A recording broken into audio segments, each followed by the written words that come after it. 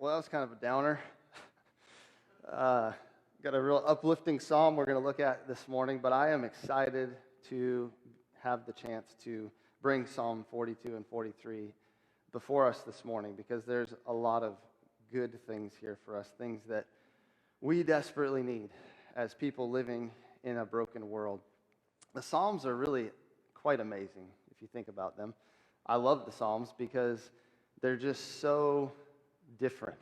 The myriad of emotion and experience that the Psalms encompass is truly remarkable, right? I mean, you have Psalms that are really pious declarations of the beauty of God's creation and the beauty of His Word.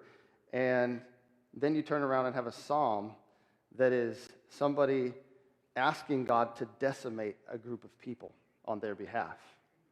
All right? I mean, you have huge contrast when you come to the Psalms. And then we're back to reflecting on how great God's Word is and how faithful God is to His people. And then you have our Psalm today.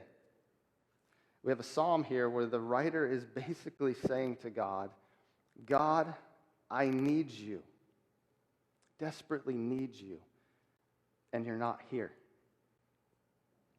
God, I want you more than anything else in my life. I want you more than anything else right now, and you're not showing up. I mean, this is real stuff, deep stuff, life stuff. See, the writer of our psalm is someone who is incredibly burdened by the harsh realities in his life. A lot of things, he's in exile, he's part of the people of God, and he's been ripped from his home and taken to a foreign land with a group of people that don't really care for them too much. As we saw, he's mocked continuously. And he's just incredibly burdened by the harsh realities of his life. And it's rocking his faith in God. I mean, honestly, this psalmist is probably more real than we want to be most of the time. He's dealing with intense things in his life and an intense disappointment and discouragement in his walk with God. He says in this psalm 3 times, he repeats this refrain, "Why are you cast down, O my soul? And why are you in turmoil within me?" 3 times he comes back to that. I mean, he is in inner turmoil. He's in a low spot. He's feeling forgotten and overlooked. He's feeling abandoned. He's feeling lost and disconnected. And I find this incredibly comforting that this psalm is here for us today, because sometimes I think as Christians in the church, we kind of have this feeling like we're not supposed to be impacted by difficulties in life, right? Because we have Jesus, right? Since we have Jesus, we shouldn't really struggle with things that are difficult. We should sort of keep a smile on our face because God's, ultimately got it all taken care of. But the thing is, life is difficult. It is hard, and there are hard things in life, even for us as Christians. When life is hard, we feel it. When your expectations and your hopes and your dreams about what life should look like are dashed to pieces, you feel it. All right? Even as Christians, we are real people, and we feel and we hurt and we struggle. We don't live in sort of some kind of cartoon world where the realities of life don't actually affect us. We live in the world of the psalmist. We live in the real world. Have you guys ever heard of the cartoon laws of physics? Right? Have you heard of these? I'm going to read a couple of them for you before we get back into the psalm. So, cartoon laws of physics. What makes these cartoons funny is that it's not real, right? It's funny because that's not how it works in real life. The first law of cartoon physics is that any body suspended in space will remain in space until made aware of its situation. right? I'll explain this one a little bit. So Wile E. Coyote steps off a cliff, expecting further pasture land. He loiters in midair, conversing with himself flippantly, until he chances to look down and realize he's in the air. At this point, the familiar principle of 32 feet per second takes over. However, he will not necessarily fall immediately. He may be given the chance to run on air back to the edge from which he fell. However, he usually cannot run fast enough, and he starts to fall just before his arms reach the edge. And in his high speed, tidal forces are such that his arms stretch out while the rest of him falls long enough to wave bye-bye. Cartoon laws of physics, right? They're funny because they're not true. That's not how it really works. Here's a couple more quick ones. I won't explain them. But any body passing through solid matter will leave a perforation conforming to its perimeter. Another law, certain bodies can pass through solid walls painted as tunnel entrances. Others cannot. And finally, this one's a little more complex, so you're going to have to think about it for a second. But the time required for an object to fall 20 stories is greater than or equal to the time it takes for whoever knocked it off the ledge to spiral down 20 flights of stairs and attempt to capture it unbroken. Cartoon laws of physics. It's not real. It's what makes it funny. But in life, when you step off the edge of the cliff, you fall, right? When you knock something over, it breaks.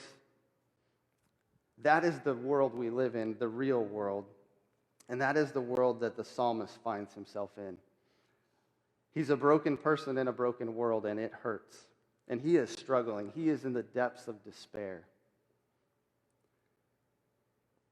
And whenever we get to those points in life, whenever we get to a point where things are kind of stripped away, and things that we maybe cling to are taken away, it really does reveal what it is we really want in life, right? When you kind of get pinched in sort of the crucible of life, you really do become aware of what you love and what you want most in life. And as that happens to our writer here, we see something that I think is foundational and is very important for us to understand before we go any further into this psalm. And that is that he has a deep longing and connection for God. In his time of trial and distress, the thing that he wants most is God. That's what he wants. He's not really asking for his home back. He's not asking for all the things that he had back in Jerusalem. The one thing he's asking for is God himself. And for us, it is really important to understand that that is the goal of our faith. The goal of our faith is God himself. The goal of our faith is not a better life. It's not a smoother road. The goal of our faith as followers of Jesus is him. And we see that in this psalm. He starts off, he says, "As the deer pants for flowing stream, so my soul pants for you, O God." My soul thirsts for God. There's all kinds of things the psalmist could want to be different. But at his core, the thing that he wants most is a connection with God himself. And I got to say, I could have stopped there and had plenty of conviction personally. As I thought about this, is that really what I want most? Do I want to connect with God? Moment by moment, day by day. Is that what really drives me? Is my soul thirst for God? The psalmist understands that God is the source of life, and he's also the place of ultimate and supreme joy. That's what he's remembering when he was back in Jerusalem. He was probably one of the people that led music when they came and worshiped at the temple. And he's remembering when he used to lead people in worship back in Jerusalem. In verse 4, he says, "These things I remember. As I pour out my soul, I would go with the throng and lead them in the procession of the house of God with glad shouts of joy and songs of praise, a multitude keeping festival." The psalmist is missing his connection with God. See, because Jerusalem was the place in the Old Testament where God said, "I'm going to dwell here among my people," in the temple. And he gave them certain ways that they could come and worship and experience him there. And now he's been pulled away from that. The whole nation is in exile, and they're far from that. And the thing that he wants most in all of that turmoil and all of that is he wants to connect with God again. And we have to understand that. We have to ask ourselves and think, is the goal of my faith, is it God himself? Is that what I'm really after? Or am I after something else that he's going to give me or fix? The psalmist wants God. It's foundational because it's going to get worse. This is going to get worse, okay? He's going to take us deeper into the rabbit hole because I'm thinking, okay, this guy's got it figured out at this point, right? God's first. God's what he wants. Thumbs up. Everything's good. That's what we're supposed to do, right? Well, it gets more difficult because we see here as this psalm goes on that our desire for God is not always met with instantaneous reward. See, just because I have faith in tough moments doesn't mean that God's going to take away all the bad and bring in a bunch of good. We can learn that from this psalm. He doesn't. Because he says in verse 3, he said, "My tears have been my food day and night." Translation, he's been here a while. Okay? Day and night, his tears have been his food. He's cried out to God. He's yearning for God. And God's not simply making all the stuff go away and making it all better. His situation isn't changing, and he's thirsty for the right thing. He's thirsty for God. But God is not immediately showing up and changing his situation.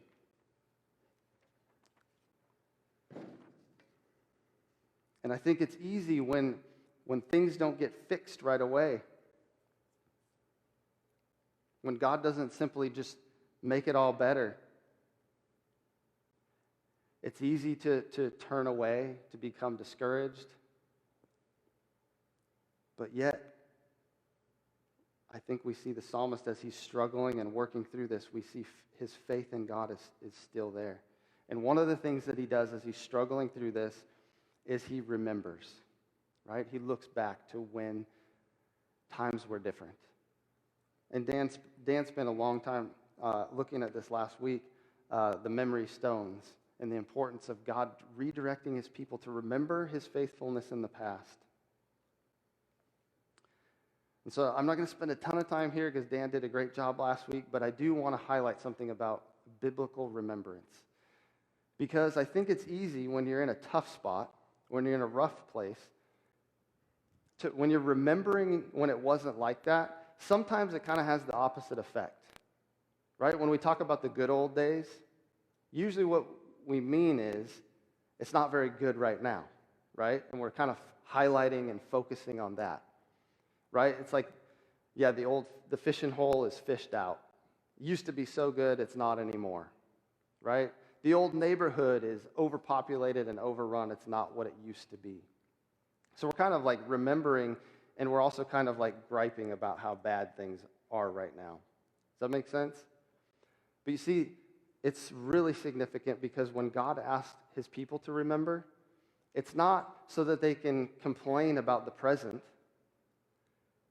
but it's so that they realize that what God was then, he is now. What God was then, he still is now. And that's really hard to believe when you're in the depths of despair, right? When it doesn't feel that way. it's really hard to believe that whatever God was back then when it was better, that he still is that now. But that's the point of biblical remembrance, is that we remember that God is still that God. And it is hard sometimes to do that. And it's hard for our psalmist as he goes through this psalm, as he remembers, sort of is comforted by the past. I think it immediately kind of throws him into confusion because he's like, it's not like that now. It's so different right now. And he starts to question God. He starts to ask these questions. In verse 9, he says, I say to God, my rock, why have you forgotten me? Why do I go mourning because of the oppression of the enemy? As with a deadly wound in my bones, my adversaries taunt me, while they say to me all day long, where is your God?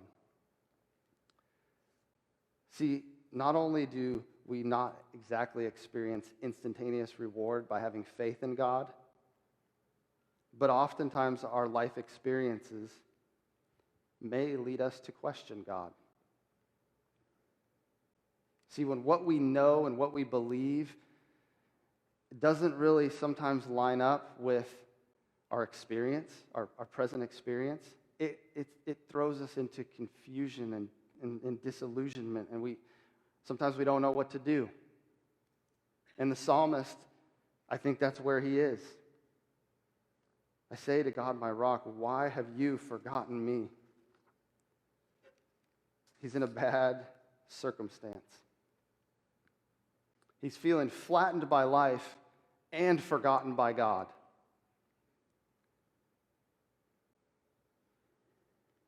Life is pretty bad right now, and it feels like God's not here. Have you ever been there? In a spot where it just feels like everything's just wrong. And it just keeps happening, and you just can't change it. You can't turn the tide. And you cry out to God, and it feels like crickets. The psalmist feels that way.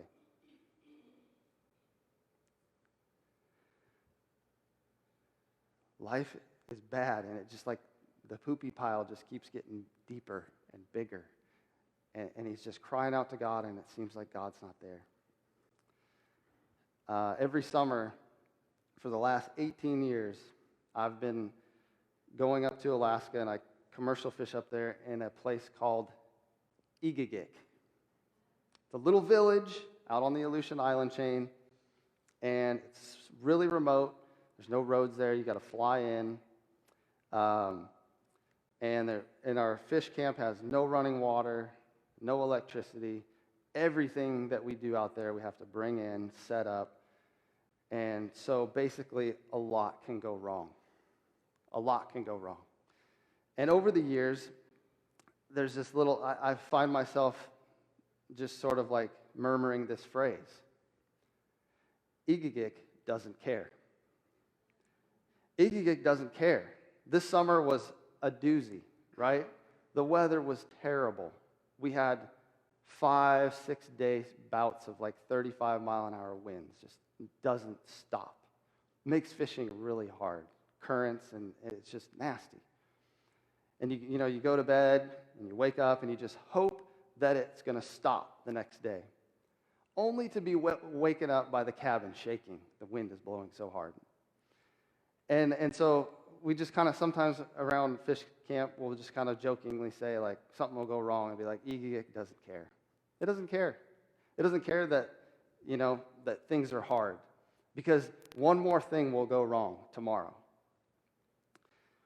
It doesn't care that, you haven't gotten any sleep in 3 weeks, and now we need gas, and so I'm going to go, go to the village and get gas, and I go out, and the four-wheeler tire's flat. So I air up the four-wheeler tire, go to start the four-wheeler, and the battery's dead in the four-wheeler.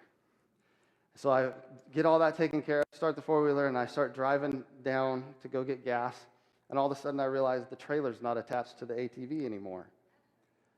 and the weld has broken on the ATV hitch. And so it's like now I can't go get gas. And it's like I got to be back out on the river. And it's like it just doesn't care. It just doesn't care. Doesn't care how hard it's been. Doesn't care how ridiculous all the things that have. It just doesn't care, right? And sometimes maybe you do that, right? In life, it's like, I think, like, dude, life just doesn't care about me. It doesn't care how much I'm struggling with this. It's like, well, now the AC just went out and it's 1,000,000 degrees outside. It's like, cool. And it's kind of funny, to be like, oh, EGGIG doesn't care, da-da-da-da. Because it's like, EGGIG's not a real thing. It's not a person. So it's just like a fun way to diffuse frustration. But it's a far different thing when as followers of Jesus, we're like, God, do you care? Like, do you see, like, how hard it is right now? And then this, and then this, and then this. And I truly think the psalmist is wrestling with that. And in one phrase, he's like, God, you're my rock. Why have you forgotten me? Verse 43, 2, he says, for you are the God whom I take refuge in. Why have you rejected me? He's struggling. He's in the depths of despair. And what is God's response? What is God's response?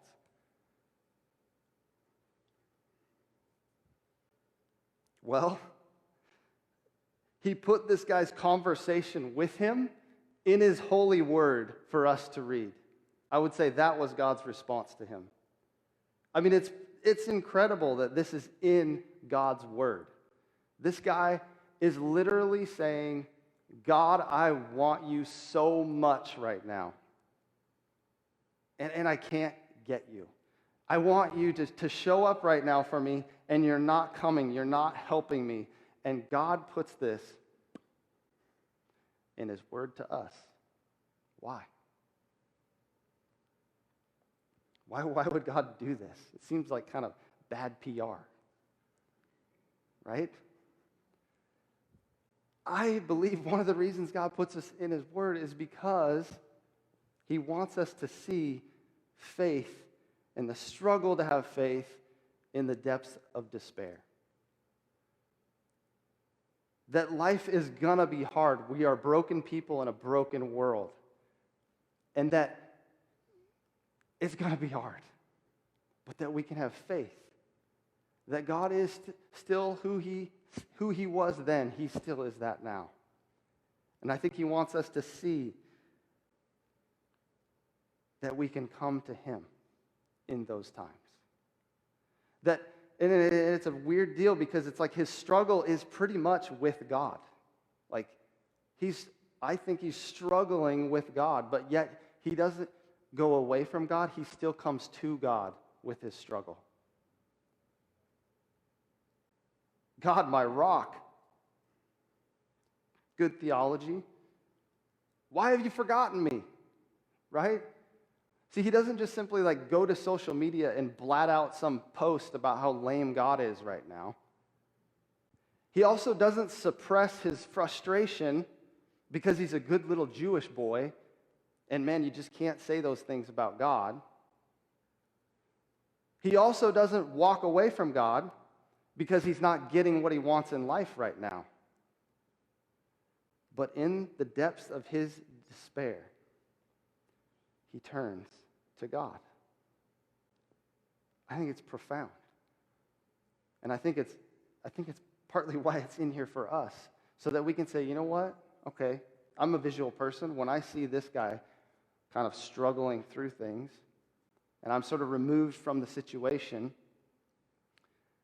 I can kind of be, it's easier for me to be like, yeah, man, like, just chill out, dude. Have faith, okay? You're in exile, big deal. Like, God's still faithful. He's still there. He hasn't left his redemptive purpose for you ultimately. Just calm down a little. It's a little easier for me to do that when it's him and it's not me. But I think the point is, when it is you, we can come to a psalm like Psalm 42 and say, okay, this is what it looks like to have faith. when I'm in the midst of despair in my own life.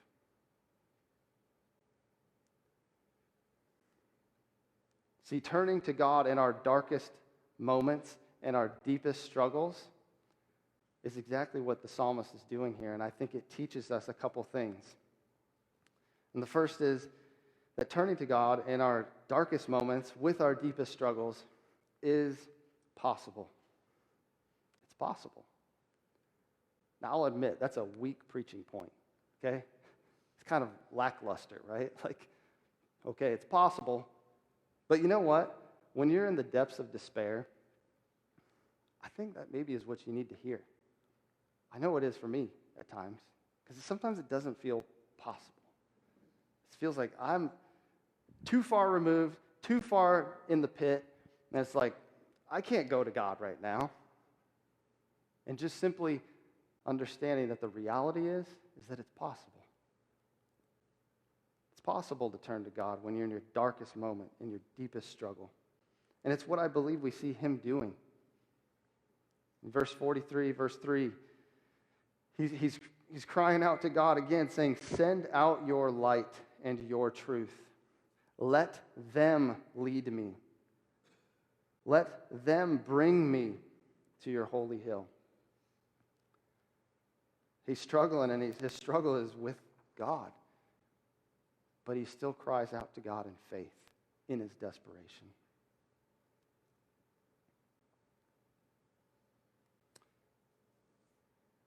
Well, I think we also learn that turning to God in our darkest moments with our deepest struggles is difficult.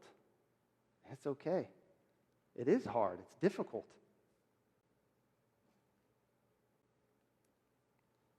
In verse 2 of chapter 43, he says, "For you are the God in whom I take refuge. Why have you rejected me?" I think this is hard for him, this process of having faith in who God is. It's not easy. It's not perfect. It's not messy. I mean, this guy's struggling to keep faith in who he knows God to be.